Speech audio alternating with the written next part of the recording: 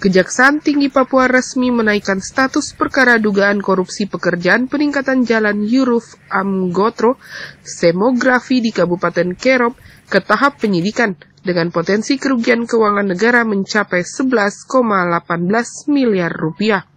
Kejaksaan Tinggi Papua melalui asisten pidana khusus Nixon Mahuse menyampaikan bahwa peningkatan status perkara ditetapkan sejak 24 Oktober 2025. Informasi tersebut disampaikan oleh Kepala Seksi Penuntutan Kejati Papua Raymond Biere setelah penyidik memeriksa 9 orang dari unsur pemerintah Kabupaten Kerom dan pihak penyedia jasa.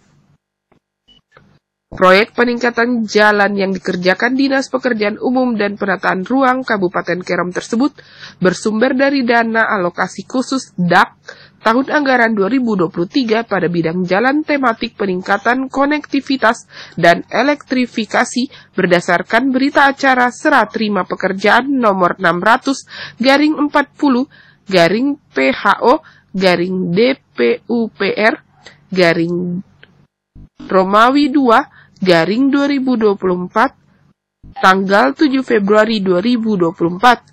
Pekerjaan dinyatakan selesai 100% dan telah diserahkan kepada pejabat pembuat komitmen. Dari total nilai kontrak, pembayaran yang dilakukan baru berupa uang muka sebesar 3,72 miliar rupiah atau 25%. Sisa dana sebesar 11,18 miliar rupiah yang harusnya digunakan untuk melunasi pekerjaan tersebut diketahui dialihkan ke pos anggaran lain.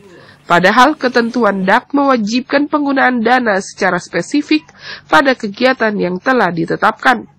Dugaan pidana korupsi dalam pelaksanaan pekerjaan peningkatan jalan Yuruf Semografi pada Dinas Pekerjaan Umum Penataan Ruang yang bersumber dari dana alokasi khusus atau DAK tahun 2023. Dalam proses penanganan perkara ini sudah dilakukan permintaan keterangan kurang lebih dari 9 orang saksi dari Pemda Kerom dan penyedia jasanya dalam pekerjaan tersebut.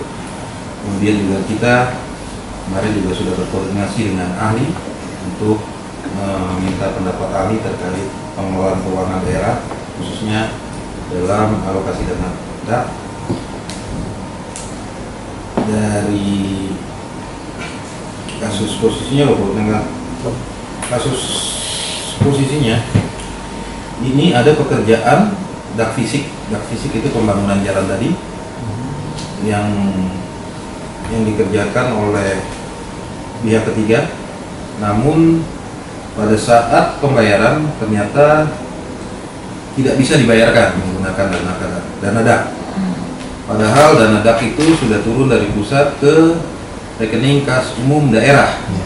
Nah, yang kita cari ini nanti karena masih dalam proses penyidikan, kemana sih sebenarnya dana DAK ini? Padahal sudah turun dari pusat, tapi tidak bisa dibayarkan. Dan aliran dana itu juga mungkin nanti akan kita telusuri. Sebenarnya untuk apa dana ini? Jadi mungkin kalau waktu dekat ya Bapak ya, kalau bisa menemukan tadi aliran dana ini ke siapa, penggunaannya tepat atau tidak.